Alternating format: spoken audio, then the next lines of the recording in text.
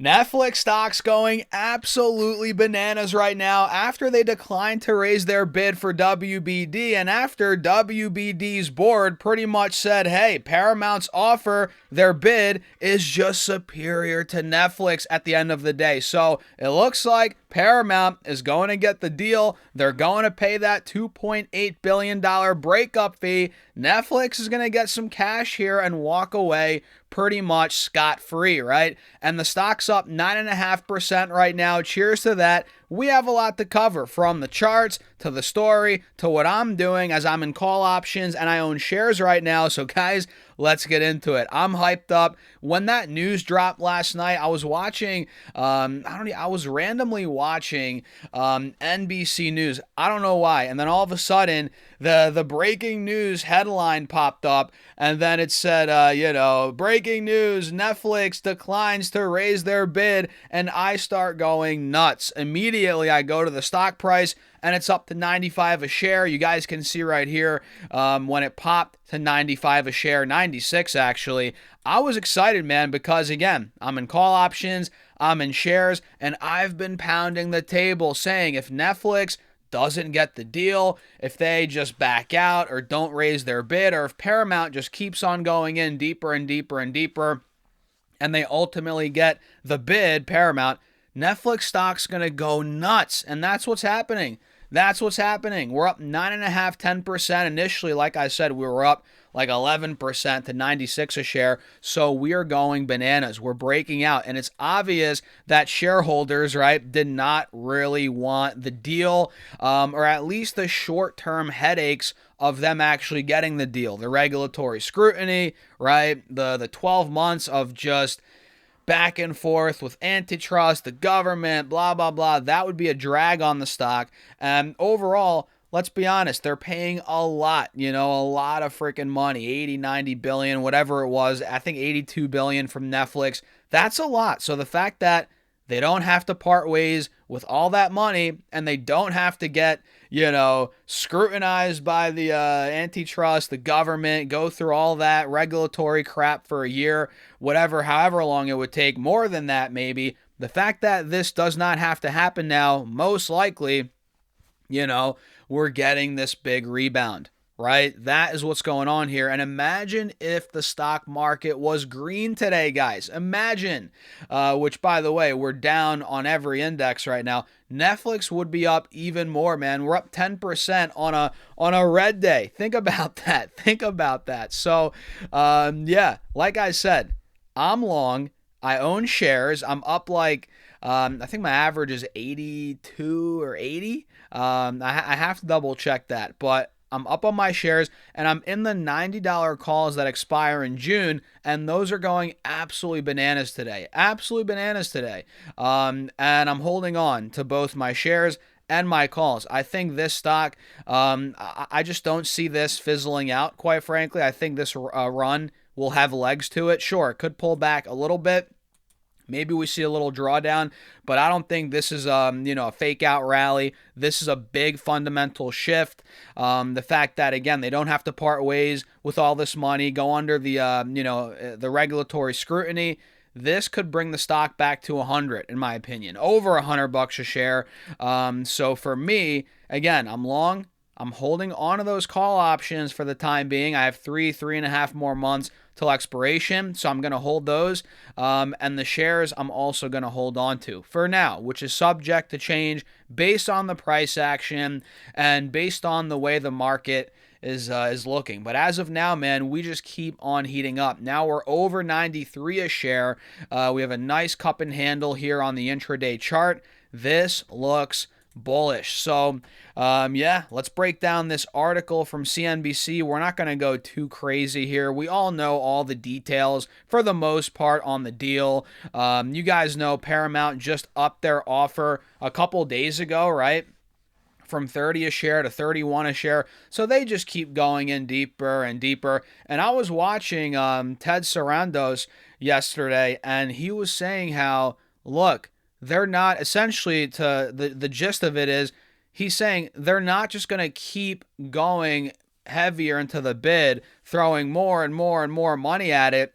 Essentially, he's saying eventually, man, there's not going to be value there. They're overpaying, right? Essentially, he's saying they're not willing to overpay. That's what Ted's saying here, which I respect as a CEO. I love that. I don't want Ted to be like, oh, we're going to be spending whatever. We're going to go deeper and deeper. There has to be a hard line. Like, no, we're not spending more than this. And that's essentially what he was saying. And I respect that out of a CEO, and it makes sense. It's a business, right?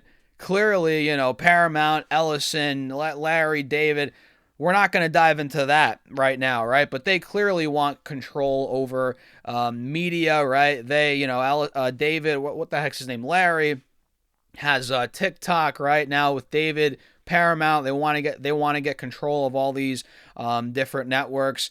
We're not going to get into that in this video. They might be too powerful after this. That's a whole nother lens, that's a whole different angle that you can look at this from. I'm just looking at this from an investing perspective, right? And in this case, it's great for Netflix. It's great for Netflix stock in the short term because of all the reasons we've already mentioned. So they raised their bid. Like I said, earlier this week, Paramount raised their bid to $31, up from $30, all cash, right? Insane. And if we come down here a little bit, last week, Netflix granted WBD a 7-day waiver to re-engage with Paramount, resulting in the higher bid. Paramount's offer is for the entirety of WBD, including its paid TV networks such as CNN, TBS, and TNT. Which, do those have any value? Come on, CNN, are you kidding me? TBS, TNT, really? Those are just legacy TV cable networks that have insane drag. So, Netflix didn't want any part of those. Paramount does, Paramount does. They can have it by all means. And Netflix had 4 business days to make changes to its own proposal in light of Paramount's superior bid, the WBD board said in a statement on Thursday. Instead, the decision by the streaming giant to walk away puts a pin in a drawn-on saga that saw amended offers from both bidders. So again, this goes back to what Ted was saying. Netflix is a great company, and throughout this process, Ted, Greg, Spence, and everyone there have been extraordinary partners to us. We wish them well in the future, WBD CEO said, referring to Netflix co-CEOs Ted Sarandos and Greg Peters, right? Once our board votes to adopt the Paramount merger agreement, he said, it will create tremendous value for our shareholders. We are excited about the potential of a combined Paramount, Skydance, and Warner Brothers Discovery and can't wait to get started working together, telling the stories that move the world, blah, blah, blah. So the transaction we negotiated, Sarando said, would have created shareholder value with a clear path to regulatory approval, right? However, we've always been disciplined, and at the price required to match Paramount's latest offer, the deal is no longer financially attractive, so we are declining to match the Paramount Skydance bid. Boom. There you have it. What did I just say? Ted is being smart. It's a business. Finances matter in business, obviously. So they're not just going to throw tens of billions of more dollars. Enough's enough. Enough's enough, right? And they're already going to get a massive breakup fee, or what's it called? Yeah. If we look here, the latest Paramount bid included a $7 billion breakup fee in the event the proposed merger doesn't win regulatory approval. And the company also agreed to pay the $2.8 billion breakup fee that WBD would owe Netflix if that deal didn't go through. I mean, these people are willing to pay anything for these media networks to, control the narrative, which again, we're not going to get into. We're looking at it from a finance investing perspective, but man, from a narrative, controlling the narrative perspective, the Ellisons, man, they want to control everything. They're willing to pay anything, billions of dollars. It doesn't matter. They up their offer. They're going to pay all the fees, the regulatory fees, the breakup fees. It doesn't matter. They want to control it all, right? They want to control it all. So Paramount had been making a ton of noise, flooding the zone with confusion for shareholders, including floating all these hypothetical offers and talking directly to the shareholders and bypassing the WBD board, Sarandos said at the time. And shout out to him, man, my Greek brother. So we've given the opportunity to get those shareholders exactly what they deserve, which is the complete clarity and certainty. So yeah, man, there you have it. We don't have to go too deep there, but Ted Sarandos, co-CEOs there, at Netflix, they made the right call. They made the right call, stepping away. Let Paramount deal with this freaking let Paramount deal with this freaking headache, man. Yes, let them deal with it. And what's the ticker on Paramount? Let me see what their stock's doing right now. Paramount, or no, it's PSKY now, isn't it? It's up. Oh wow, it's up. It's up 14%. So, that's after it was downtrending for months, but now that we have more clarity, it's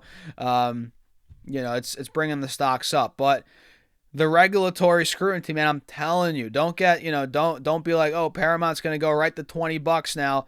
Not necessarily how this works, right? WBD is right around here, 28 a share.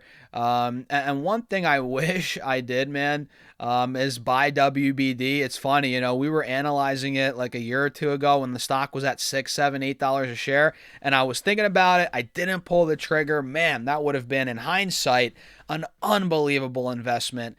But either way, man, WBD, Paramount, they're going to merge. That's going to happen. Netflix, sigh of relief. They can relax. Netflix is probably going to go back to over $100 a share, in my opinion. And I'm holding on to those options for now, holding on to those shares as well. And if I had to get rid of one or the two, I'm obviously going to get rid of the options first, considering there's theta, time decay there, but the shares most likely will ride long term. Options I'm probably going to have to get rid of here in the next month-ish before the expiration date. But yeah, that's it. What do you guys think? Let me know your thoughts in the comments. What a freaking day. What an exciting Friday. Let me know your thoughts. Hit the like button, subscribe, do all that. Join the Patreon for my portfolio updates, my private Discord. If you want to be a part of it, it's linked down below, also pinned in the comments, or go to stasurfs.com/Patreon. And with that being said, cheers. I'll see you all in the next video.